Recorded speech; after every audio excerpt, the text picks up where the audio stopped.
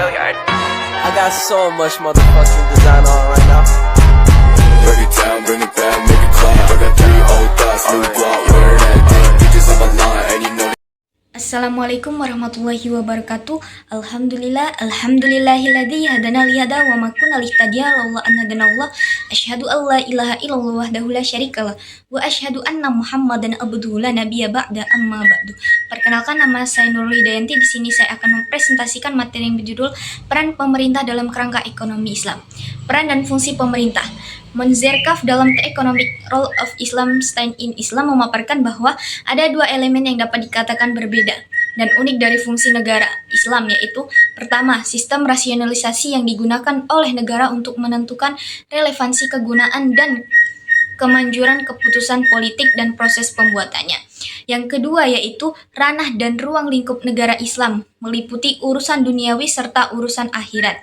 Siddiqi mengklarifikasikan fungsi negara dalam perspektif Islam dalam 3 kategori. Yang pertama yaitu fungsi yang diamanahkan syariat secara permanen. Yang kedua, fungsi turunan syariah yang berbasis ijtihad sesuai kondisi sosial dan ekonomi pada waktu tertentu.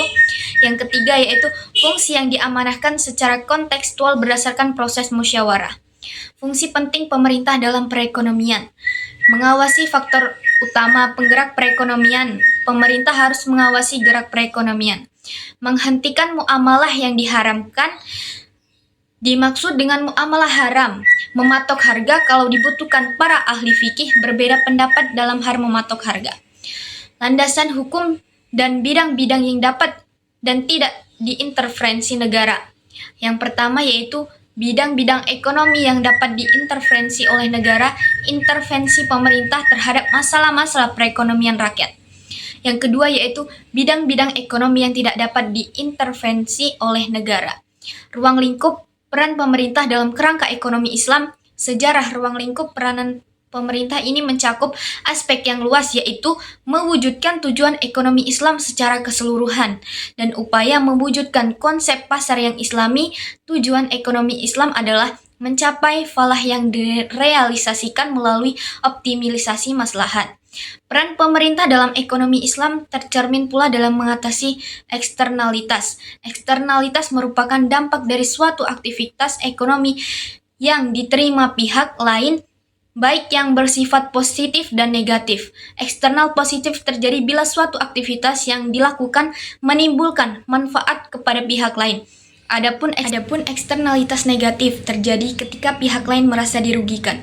Fungsi atau tugas negara Indonesia adalah fungsi keamanan, pertahanan, dan ketertiban. Yang kedua, fungsi kesejahteraan, dan yang ketiga, fungsi pendidikan, dan keempat, fungsi mewujudkan ketertiban serta kesejahteraan dunia.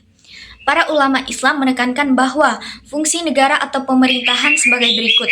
Yang pertama yaitu menjaga keadilan dan menghilangkan ketidakadilan. Yang kedua, melindungi keamanan kehidupan dan properti individu serta hukum dan ketertiban.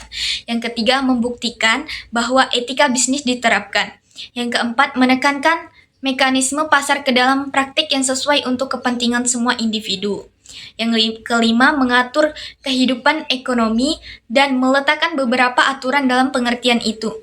Yang keenam, menggerakkan dan mengelola barang publik. Yang ketujuh, melaksanakan pelayanan publik. Yang ke-8, menjaga jaminan sosial. Dan yang ke-9, memaksa orang untuk melakukan suatu pekerjaan bila perlu. Lebih jauh, KAF memaparkan bahwa dalam rangka memenuhi tujuan perekonomian ada beberapa prinsip dasar yang harus dilaksanakan oleh pemerintah dalam mengatur operasinya. Prinsip terpenting adalah 1. Komitmen terhadap ketentuan syariah, dan yang kedua, komitmen terhadap urutan prioritas yang diberikan secara umum oleh syariat. Yang ketiga, keterkaitan yang kuat antara fungsi atau pemerintahan Islam dan ketersediaan sumber daya. Yang keempat, kepatuhan pada prinsip kebebasan ekonomi dan perlindungan properti pribadi.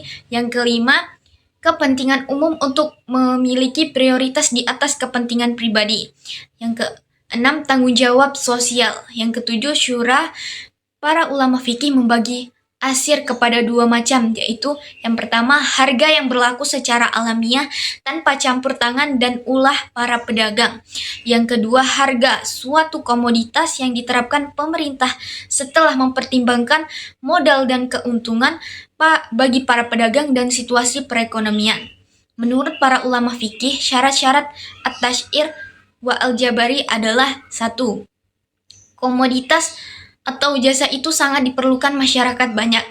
Yang kedua, terbukti bahwa para pedagang melakukan kesewenang-wenangan dalam menentukan harga komoditas perdagangan mereka. Yang ketiga, pemerintah itu adalah pemerintah yang adil. Dan yang keempat, pihak pemerintah harus melakukan studi kelayakan pasar dengan menunjuk pakar ekonomi. Yang kelima, penetapan harga dilakukan dengan terlebih dahulu untuk mempertimbangkan modal dan keuntungan para pedagang. Yang keenam, ada pengawasan yang berkesinambungan dari pihak penguasa terhadap pasar, baik yang menyangkut harga maupun yang menyangkut stok barang. Lanskap ekonomi dan keuangan syariah di Indonesia. Yang pertama yaitu Bank Indonesia (BI). Bank Sentral Republik Indonesia merupakan lembaga negara yang independen dalam melaksanakan tugas dan wewenangnya, bebas dari campur tangan pemerintah dan atau pihak lain kecuali untuk hal-hal yang secara tegas diatur dalam Undang-Undang tentang BI. Yang kedua yaitu Otoritas Jasa Keuangan.